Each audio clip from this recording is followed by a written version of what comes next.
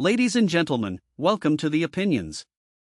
Today we're diving into a fascinating trend. Gen Z is apparently having less sex.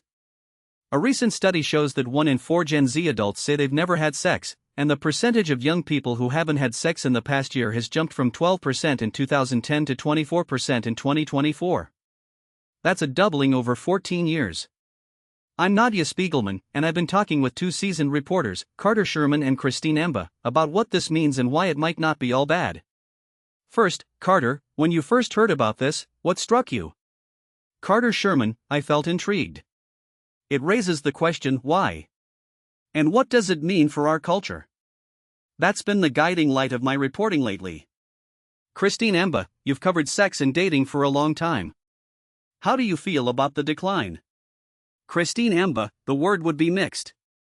I'm glad that young people feel less pressure to do things they don't want to do, but I'm also concerned about what it says about relationships overall. Nadia, right. We're seeing trends beyond just the numbers. Gen Z is driving later, moving out later, drinking later, or not at all. And sex, too. Research shows they're getting engaged to bed later than their older peers. Carter, what do you see at the root of this shift? Sherman, it's a mix of factors, but technology is a big one. The internet and smartphones create a substitution effect. You can scroll through a feed, watch porn, and avoid the effort and rejection risk of going out. Christine, you often mention phones in your coverage. Emba, exactly.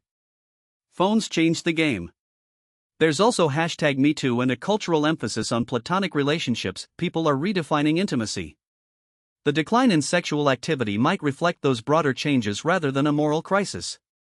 Nadia, it's worth noting how the term sex recession is used. It suggests a slowdown, but also invites us to rethink what healthy relationships look like in a digital age. Carter, have you reached out to Gen Z-ers themselves? Sherman, yes, I've talked with a lot of them. Many say they're more thoughtful about who they date and that, just because they're online doesn't mean they're sex-centric.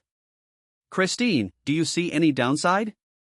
Emba, there's always the risk that people might miss out on important experiences, but the data also says the pressure to engage in sex has lessened. That could be good for mental health.